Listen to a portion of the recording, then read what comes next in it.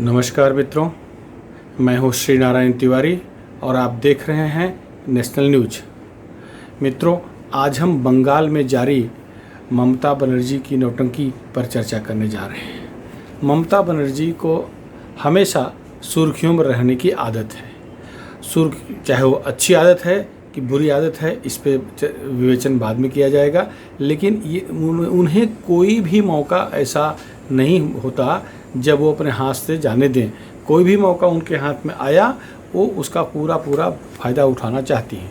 जैसे चुनाव के दौरान पैर में हल्की सी चोट लगी तो पैर को ऐसा दिखाने लगी कि जैसे उनका पैर में फ्रैक्चर हो गया है, और जैसे ही चुनाव संपन्न हुआ पैर ठीक भी हो गया। अब ये स्थिति ममता बनर्जी की तब थी। और कल प्रधानमंत्री नरेंद्र मोदी ने देश के करीब 54-55 डीएम डिस्ट्रिक्ट मजिस्ट्रेट की बैठकें बुलाई थी। ऑनलाइन बैठक ले रहे थे। प्रधानमंत्री नरेंद्र मोदी इन दिनों कोरोना को लेकर के बहुत चिंतित हैं। वो सीधे डिस्ट्रिक्ट मजिस्ट्रेट से, सीधे डॉक्टरों से, सीधे विशेषज्ञों से संवाद करते हैं, उनकी राय जानते हैं, और उससे अगर कोई अच्छी चीज़ निकल कर आती है तो उस पर राज्य स्तर पर नहीं, समूचे देश स्तर पर कदम उठाने की कोशिश करते हैं। उनका मानना है कि दूसरी लहर से जो संकट उत्पन्न हुआ है, इससे निपटने में सीधा रोल डीएम का रहा है। डीएम लोग सीधे आदेश बना सकते हैं, डीएम सीधे कानून बना सकते हैं, डीएम सीधे एक्शन ले सकते हैं और ले रहे हैं। तो उनको जो अनुभव आ रहे हैं, उन अनुभवों के आधार पर यदि तीसरी लहर देश में आती है तो उससे निपटने के लिए कैसे कदम उठाए जाएं, क्या योजना बनाई जाए, इसको लेकर प्रधानमंत्री ने कल बैठक बुलाई थी 54-55 डीएम की। वो 10 राज्यों के डीएम थे। वैसे इस बैठक में किसी भी मुख्यमंत्री को पहले आमंत्रित नहीं किया गया था, लेकिन ममता बनर्जी को जैसे ही मालूम पड़ा कि प्रधानमंत्री पीएम सीधे डीएम से बात कर रहे हैं तो वो तिनमिना उठी। उन्होंने सीधा प्रधानमंत्री कार्यालय को पत्र लिख करके अपने को आमंत्रित करने का आग्रह किया। उनके आग्रह पर प्रधानमंत्री कार्यालय ने उन्हें निमंत्रण भेजा। वैसे उस बैठक में ये सबको छूट थी, यदि कोई डीएम की बैठक में मुख्यमंत्री बैठना चाहे तो बैठ सकता था, लेकिन वो आमंत्रित नहीं था। उनसे संवाद साधना प्रधानमंत्री के लिए मजबूरी नहीं थी, प्रोटोकॉल में नहीं था। प्रोटोकॉल में प्रधानमंत्री सीधे डीएम से बात करना चाहते थे। इसी के तहत प्रधानमंत्री बंगाल के भी डीएम से बात कर रहे थे, अन्य राज्यों को डीएम से बात कर रहे थे। जब बंगाल के 24 परगना, नॉर्थ 24 परगना के डीएम को प्रधानमंत्री जी ने संबोधित किया और उनसे उनकी राय जाननी चाहिए, तो ममता बनर्जी ने सीधे अपने डीएम को बोलने से मना कर दिया। अब बताइए, डीएम की बैठक है, डीएम से प्रधानमंत्री बात करना चाह रहे हैं। डीएम आईएएस अधिकारी होता है, भारतीय प्रशासनिक सेवा का अधिकारी होता है, जो केंद्र के तहत होता है, केंद्र का नुमाइंदा होता है, जिन्हें केंद्र राज्यों में भेजता है। तो केंद्र अपने नुमाइंदों से बात नहीं कर सकता, ये कैसी बात है? किसी भी मुख्यमंत्री को अधिकार किसने दिया है कि अपने डीएम को प्रधानमंत्री से बात करने से रोके? भाई, डीएम आपकी बात की अवहेलना करे तो आप एक्शन लो, लेकिन अगर आपसे बड़ा कोई देश का सर्वोच्च व्यक्ति, प्रधानमंत्री सर्वोच्च नेता होता है, देश की जनता द्वारा चुना हुआ प्रधानमंत्री है, अगर वो डीएम से बात कर रहा है, जो कि डीएम उनका ही प्रतिनिधि है, इसको आपको रोकने का अधिकार किसने दिया है? लेकिन नहीं, ममता की तुनक मिजाजी वो रोक दी। ये तो हो गई डीएम से बात करने से रोकने के मुद्दा।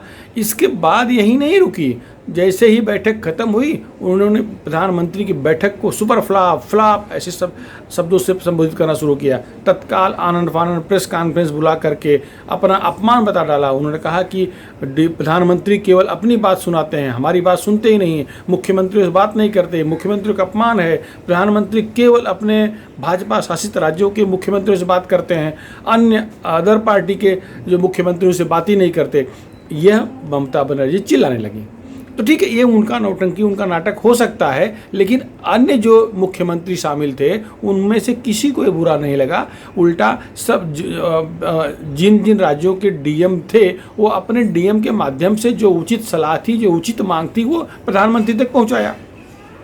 प्रधानमंत्री सीधा कल ये बैठक डीएम से उनकी राय लेने के लिए, उनके द्वारा किए गए कामों से जो परिणाम आया है, जो रिजल्ट आया है, जो कोरोना पर अंकुश लगा है, जो नियंत्रण हुआ है, वो उस पर उनकी राय जानना चाहते थे। वो कोई पॉलिटिकल बैठक तो थी नहीं। इससे पहले भी वो लगातार डॉक्टरों से, बड़े बड़े जो एक्सपर्ट्स हैं उनसे राय ले रहे हैं, सीधे बात करते हैं। वो बिचौलिया उनको पसंद ही नहीं है। तो अब ममता बनर्जी जो है इसमें अपना अपमान कहाँ से देख गई? उल्टा ममता बनर्जी ने मुख्यमंत्री के तौर पर प्रधानमंत्री का अपमान कर दिया, क्योंकि प्रधानमंत्री सर्वोच्च है, देश का प्रधानमंत्री है। किसी छोटी सी गली का मुख्यमंत्री और देश का प्रधानमंत्री बहुत फर्क है। बंगाल भी एक बड़ा राज्य है, वहाँ के मुख्यमंत्री को भी बहुत महत्वपूर्ण पद माना जाता है। मुख्यमंत्री एक महत्वपूर्ण, जवाबदार, जिम्मेदार व्यक्ति होता है। लेकिन जिस तरह से नौटंकी ममता ने कल किया, ये ममता की नौटंकी ही कहलाएगी, क्योंकि ऐसा उन्हें कदापि नहीं करना चाहिए। अगर मुख्यमंत्री प्रधानमंत्री का अपमान करेगा तो जिला परिषद अध्यक्ष मुख्यमंत्री का अपमान करेगा। माने ऐसे ही अपमान का सिलसिला रहेगा तो ये कब तक चलेगा? ये होना नहीं चाहिए था। लेकिन ममता ने क्यों किया, ये तब से सब चर्चा का विषय बना हुआ है। अब जरा थोड़ा पीछे चलते हैं कि ममता बनर्जी क्यों तिलमिलाई है। चुनाव जीत गई हैं बंगाल चुनाव में, तो उन्हें भारी बहुमत मिला है, प्रचंड जीत से सरकार बनी है, तीसरी बार मुख्यमंत्री बनी है। ये अब अलग बात है कि वो अपनी विधानसभा में चुनाव हार गए हैं, नंदीग्राम से एमएलए नहीं है। वो ऐसी मुख्यमंत्री हैं जो कहीं से भी विधायक नहीं चुनी गई हैं। खैर वो किसी और जगह से चुन के आ जाएंगी, वो कोई मुद्दा नहीं है। मुद्दा यह है कि ममता तिलमिलाई क्यों है प्रचंड बहुमत के बाद। तो ये मुद्दा इसलिए भी चर्चा में आया कि जिस तरह से कोलकाता हाई कोर्ट ने उनके 4 नेताओं को जेल में ही रहने दिया, उनके 4 नेताओं को जो सीबीआई कोर्ट ने जमानत दी थी, उस जमानत अर्जी को निरस्त कर दिया। इतना ही नहीं, अगली तारीख तक के लिए मामला टाल दिया, वो तारीख सुनिश्चित भी नहीं किया। इससे ममता काफ़ी दुखी हैं। वो जो 4 सिपहसालार, उसमें 2 उनके मंत्री हैं जो उनके सबसे लाडले मंत्री कहलाते हैं, फिरहाद हकीम, सुब्रत मुखर्जी। ये दोनों मंत्री नारदा स्टिंग केस में आरोपी हैं। सीबीआई इनको आरोपी बना चुकी है, इस समय जेल में हैं। और उनके खास मदन मित्रा और सोवन चटर्जी भी जेल में हैं। इस तरह से 4 उनके बड़े नेता जिनका पूरे बंगाल पर प्रभाव है, जो बाहुबली भी कहलाते हैं, जो अपने अपने वोट बैंक के मालिक भी माने जाते हैं। जैसे फिरहाद हकीम तो बहुत बड़े वोट बैंक के मालिक, अब किस वोट बैंक के मालिक हैं इसको मुझे बोलने की आवश्यकता नहीं है, आप लोग समझ गए होंगे। तो इनसे वो बौखलाई थी।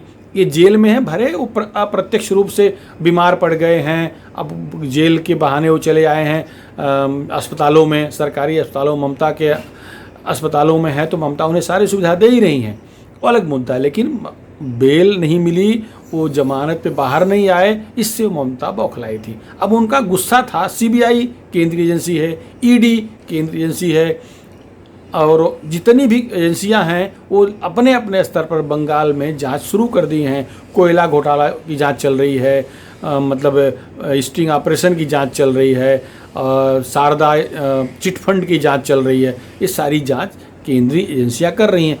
इससे ममता बनर्जी बुरी तरह से केंद्र से झल्लाई हुई हैं, केंद्रीय एजेंसियों से झल्लाई हुई हैं। तो ये खींच उनका जो है कल दिख गया। इसी खींच के चलते वो प्रधानमंत्री का सीधे अपमान कर डाली और कहती हैं कि मेरा अपमान हुआ, मुख्यमंत्री का अपमान हुआ। भाई कैसे आपका अपमान हुआ? प्रधानमंत्री ने तो एक भी अपशब्द नहीं बोला। आप अपने भाषणों में ही चुनाव के दौरान उनके ऊपर इतनी आक्रामक थी, इतना अपशब्द बोलती थी कि जिसको कोई भी सभ्य व्यक्ति बर्दाश्त नहीं कर सकता। ये तो प्रधानमंत्री जी हैं कि वो संयमित भाषा बोलते हैं। वो नाराज़गी में भी आपको दीदी ही कहते थे, कभी भी दीदी के अलावा कुछ नहीं कहे हैं। और आप उनके बारे में क्या क्या बोली हैं आप खुद सोच के देखिए। बंगाल की जनता, बंगाल के कथित भद्र लोग कैसे मुख्यमंत्री को चुन दिए हैं, शायद अब वो लोग भी पछता रहे होंगे। क्योंकि कल की घटना से मुझे लगता नहीं है कोई भी भारतीय, कोई भी बंगाली भी खुश होगा, ऐसा मुझे नहीं लगता। प्रधानमंत्री का अपमान निश्चित है गलत है। यह सच है जिस तरह से कलकत्ता में, जिस तरह से सीबीआई कोर्ट में, सीबीआई ऑफिस में, इवन हाई कोर्ट के सामने तृणमूल के कांग्रेस के गुंडे ऊधम मचाए, तोड़फोड़ किए, आगजनी किए, जालपोल किए, इससे तो निश्चित रूप से कोर्ट नाराज हुई है। सारी एजेंसियों ने अपने अपने स्तर पर रिपोर्ट दिया है। मामला सुप्रीम कोर्ट में भी चला गया है। सुप्रीम कोर्ट भी निगरानी रख रहा है पूरी घटनाओं पर। जिस तरह से बंगाल में कोरोना के 20,000 से ऊपर मामले हो गए हैं। अब तक बंगाल में एक रिकॉर्ड के मुताबिक कोरोना के चक्कर में 12,000 लोग मर चुके हैं। प्रतिदिन 20,000 से अधिक मामले आ रहे हैं, उनको संभाल नहीं पा रही हैं। तो इन सारी चीज़ों को सभी देख रहे हैं। अपनी जो ड्यूटी है, अपनी जो जवाबदारी है, उसका निर्वहन न करते हुए बाकी केवल टकराना, झगड़ा करना, ऊट पटांग बोलना, यही इनका काम चल रहा है। इससे वहाँ की जनता अब ज़रूर दुखी है। देश में भी चर्चा हो रही है कि क्या ऐसी नेता, ऐसी मुख्यमंत्री का कल का जो बयान है क्या उचित है? कदापि नहीं। उनको अब जब पेड़ में फल आ जाता है तो वो नीचे झुक जाते हैं। इस तरह से उनको अब नीचे झुक जाना चाहिए था, अब उन्हें शांत हो जाना चाहिए था, लेकिन उल्टा और अकड़ गई हैं, उल्टा और बौखला गई हैं। अब ममता कहती हैं कि उनका ह्यूमिलेशन हुआ। किसी को ह्यूमिलेशन नहीं दिख रहा है। ह्यूमिलेशन उल्टा ममता कर रही हैं, प्रधानमंत्री कर रही हैं, वो भारत के प्रधानमंत्री कर रही हैं। आरोप लगा रही हैं कि स्टिंग ऑपरेशन में और आरोपी थे, उन्हें क्यों नहीं पकड़ा गया। तो जब उनका नंबर आएगा तो पकड़े जाएंगे। किसी को तो निर्दोष छोड़ा नहीं गया है, चाहे वो किसी पार्टी के कार्यकर्ता नेता हों, चाहे पहले आपकी पार्टी में थे, आज कहीं चले गए हों, लेकिन उन पर भी कदम उठेगा। इसमें दो राय नहीं। जब मामला कोर्ट के विचाराधीन है तो कोर्ट कभी पार्टी विशेष देख करके कदम नहीं उठाता, आदेश नहीं देता। अच्छा ये बताइए ममता जी, उस बैठक में और भी राज्यों के मुख्यमंत्री थे ना, क्या किसी को बुरा लगा?